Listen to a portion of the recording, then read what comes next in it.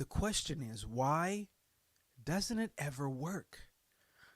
Why is it that people sit at the end of a year and envision the next year? They create this resolution, this game plan, this vision of what they want to accomplish in the new year, and they hit January 1st running. By January 5th, they're sprinting. By January 30th, they are laying down on the couch again watching TV. Like, what is it that happens with us where we create goals for ourselves, but by February, we have forgotten the goal, or even worse, feel haunted by it? What is it that keeps us from truly accomplishing the things that we say we want to accomplish? That is the question that we're going to try to figure out. I remember at the beginning of 2024, I had a new level of determination, and I didn't know that some of the things that I was thinking, and then some of the undergirding that I had from some classes that I took and some things that I did earlier in the year, they changed my level of commitment to me in a way that I want to share with you today, because I think it could change your level of commitment to you and to your New Year's resolution and evolution as you walk into 2025. At the end of 2023, I remember I was sitting one day and I was teaching a class. I was thinking about this class I wanted to teach, and I wanted to talk about this subject, New Year's resolutions. And I went into a group of people, and I started this workshop, and I was talking about resolutions. And someone said, I don't set them because they're a waste of time. And somebody else raised their hand and they said, I agree. It's a waste of time to me too. I just don't bother with it anymore.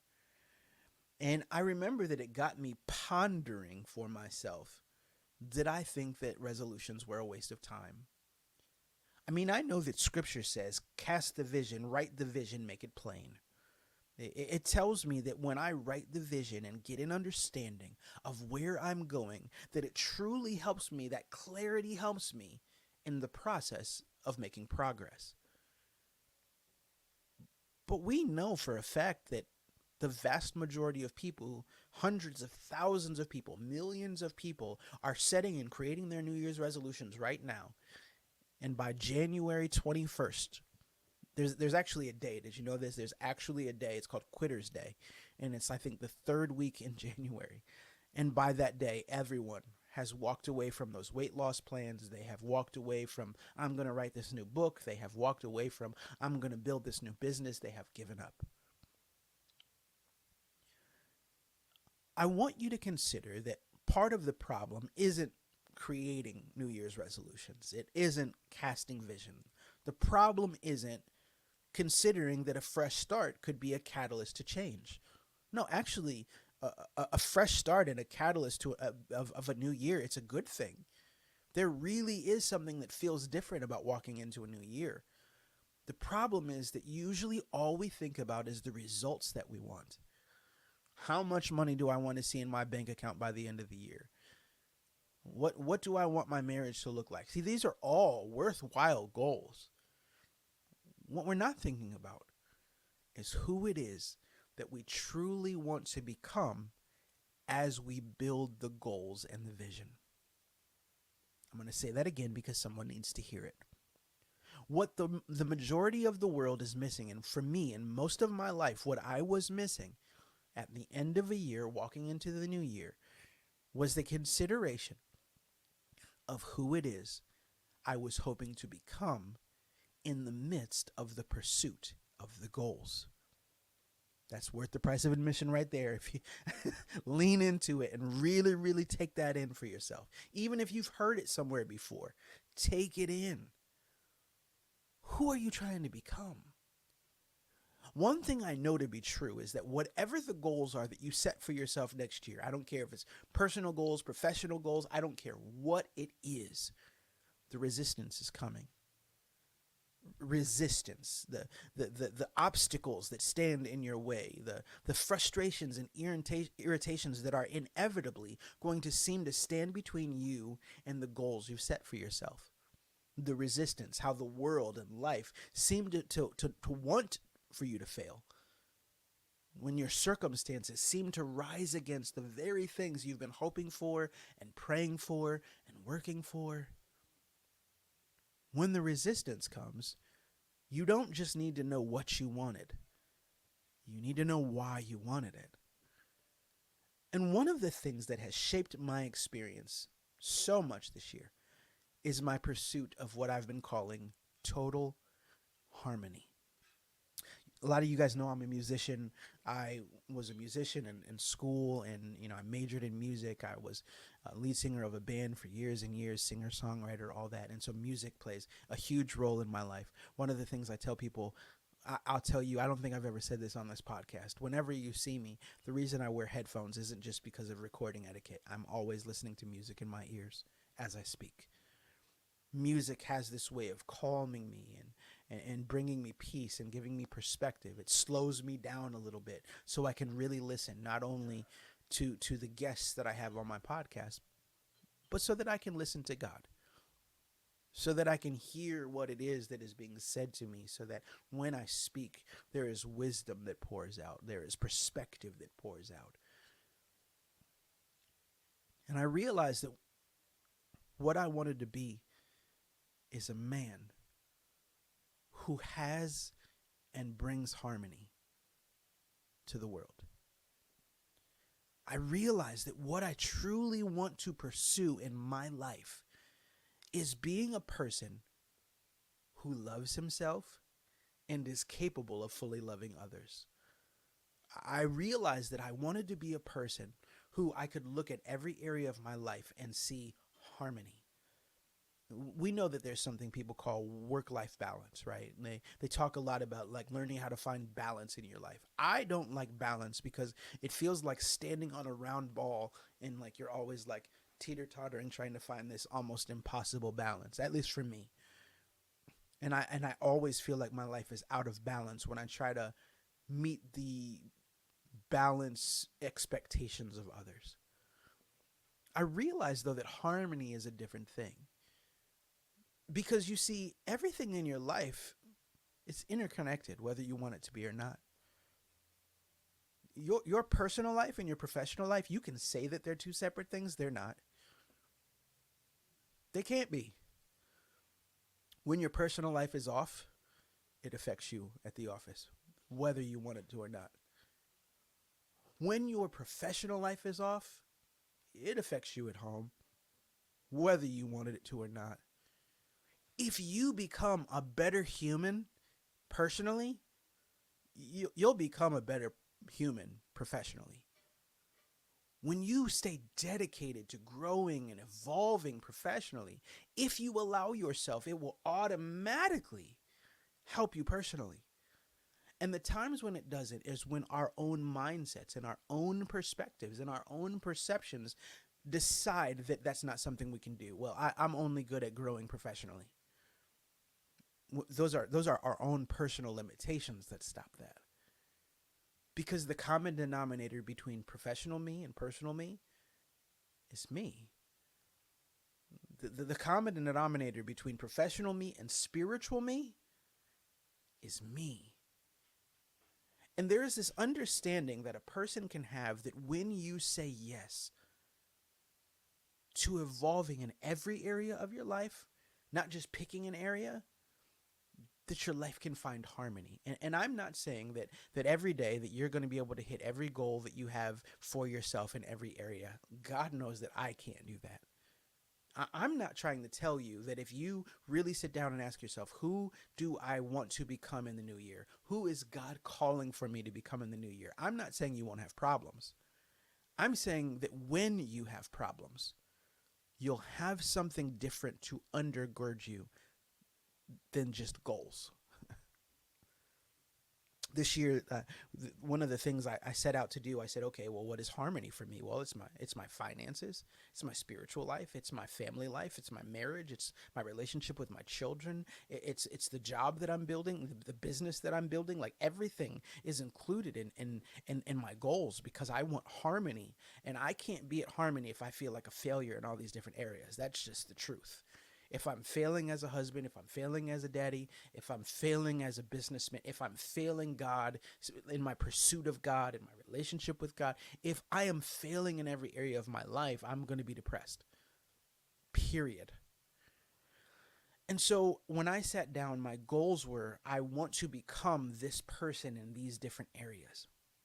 And there were some moments when financially the year got rough, stressful, it got scary.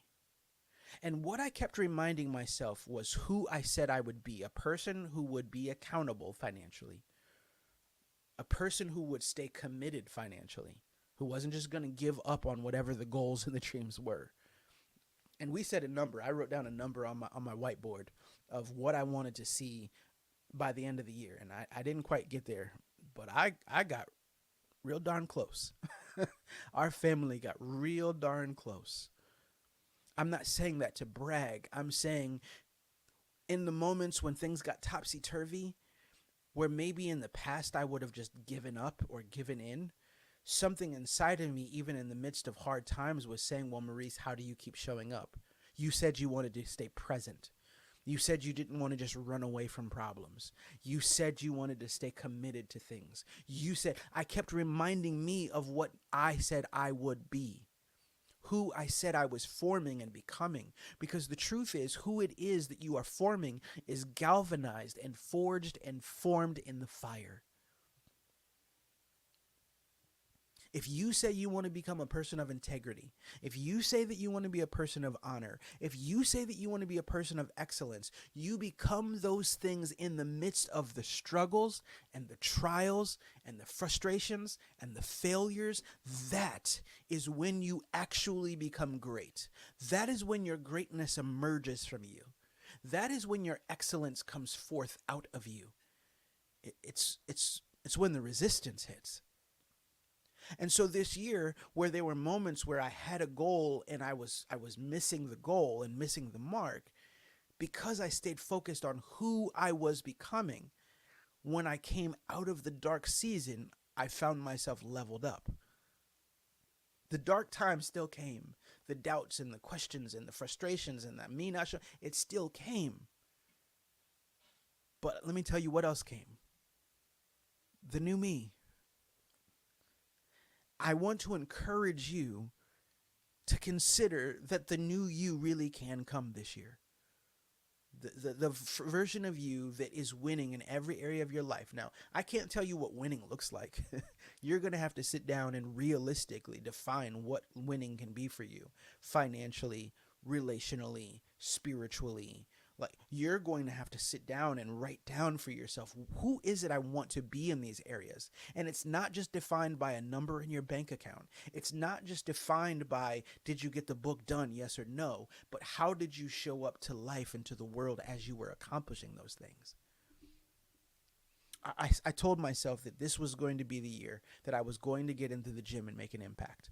I had a gym membership last year. I promise you there was like 6 straight months where I just didn't go to the gym, but I had the membership. And it was probably like I went like 3 times, and then there was, some months before that too. I haven't really fully been in shape since I was a teenager. And just so we're clear, as I'm recording this, I'm a 40-year-old man. Now, don't get me wrong. I'm much healthier than I have been at my worst. I weigh about 35 pounds less than I did at my max weight in my late 20s. So I became a vegetarian, and we did, my family, we make a lot of healthy choices. And so I'm a much better off human than I used to be. But I still understand that there's levels to this. There's something else that I am capable of accomplishing. And so this year I said, well, I'm not just going to be a person who's going to show up at the gym and try to check the box. I'm going to be a person who goes after physical fitness and physical success because. And I listed some reasons why I wanted it. And some of it had to do with some promises I made to myself when my brother died. Quite frankly, my brother, he passed away 8 years ago. He was a physical trainer. And I had made some promises to me the year that he passed away as to what I said I was going to do, and I still hadn't done it. And I reminded myself of that. But I needed more than that. No, I'm going to be a person who sees myself show up for me this year. I'm going to show up for me. Sometimes the world won't show up for you. Will you show up for yourself? I'm going to be a person who shows up for me, who's dedicated to me. I don't mean that selfishly. Somebody's gonna take that and they're gonna listen to it. They're gonna take it out of context and they're gonna say, "Oh, that's what's wrong with this society." No, if you won't show up for you, you won't show up for anybody. And if you don't show up for you, but find yourself always showing up for everybody, you're actually showing up as a less healthy version of you for everybody.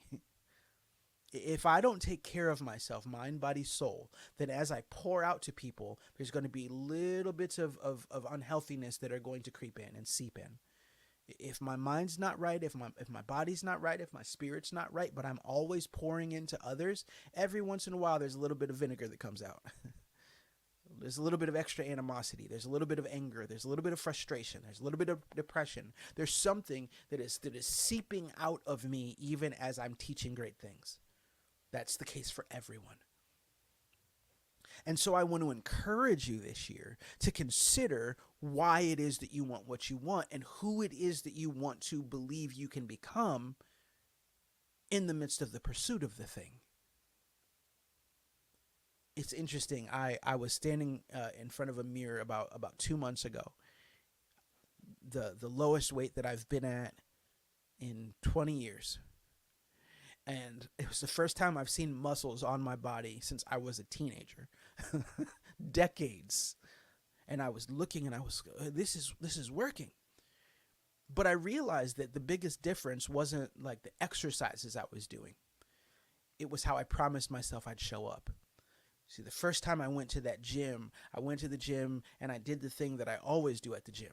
I go to the treadmill and I just want to walk on the treadmill because I don't want to see anybody to see that I'm weak. I didn't want anybody to see that I wasn't strong enough to lift the weights. And I said to myself on that day, I thought you said you wanted to show up for you.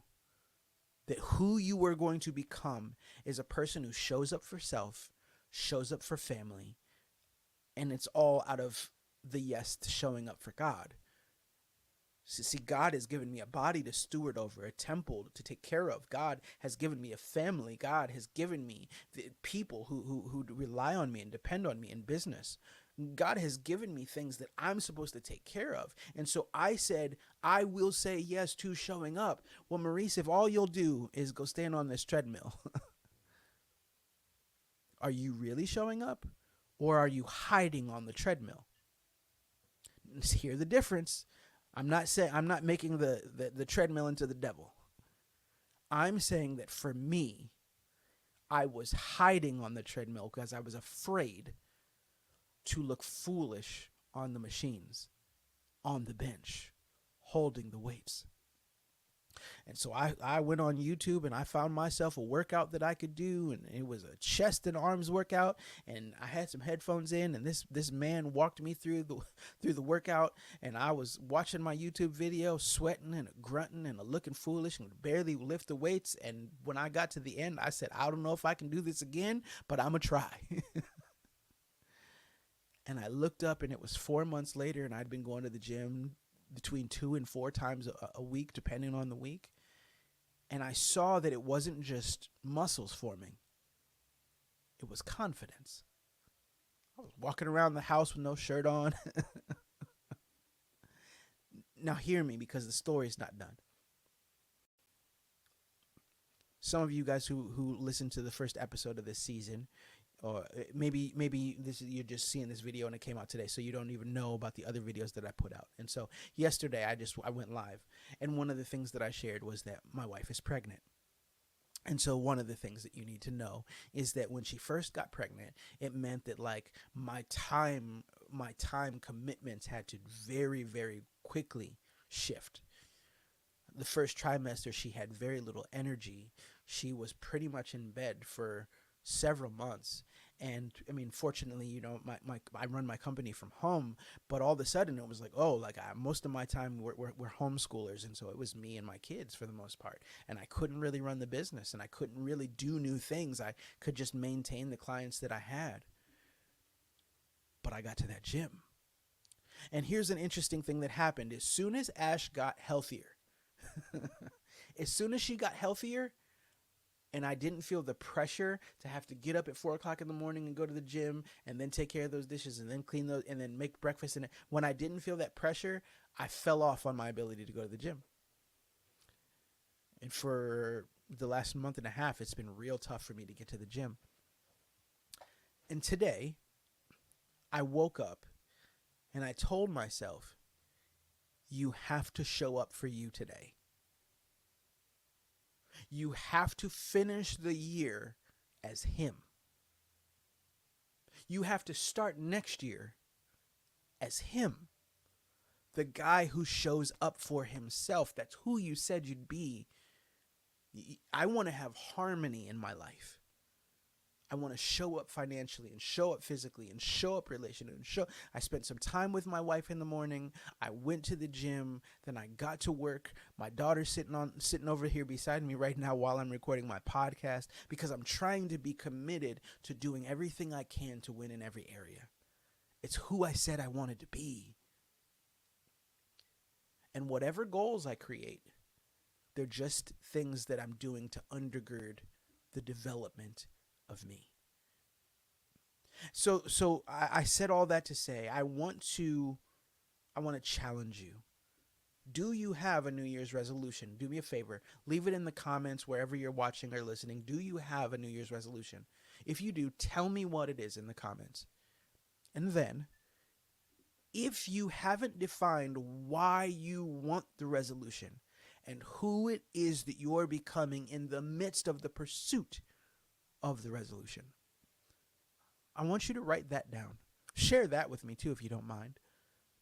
But that's what I want you to put on your vision board. That's what I want you to put on your wall or on your desk or wherever you write your goals. I don't want for you just to write, I want to make $1 million. I want you to say, I am going to become this type of a person who does these things. And I hope that one of the things that I accomplish as I become that person is to be a millionaire. I have a desire to be philanthropic.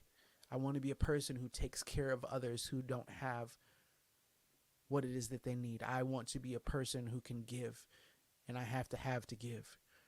I want to be a person who provides for my family. I want you to write it down what it is you're building, who it is that is being built, not just the goal. Cast a deeper vision, a vision that involves you. All right, I hope that was helpful today.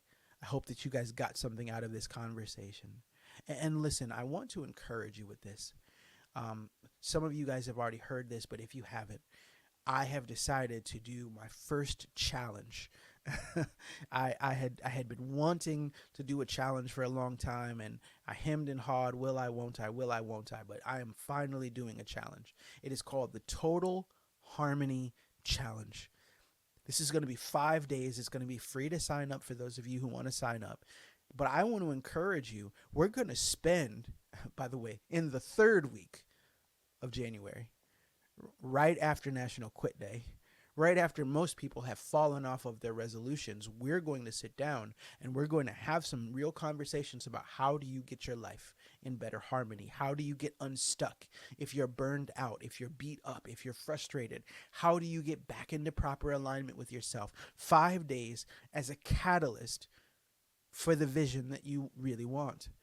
So I want to encourage you. You can see the link down below in your description.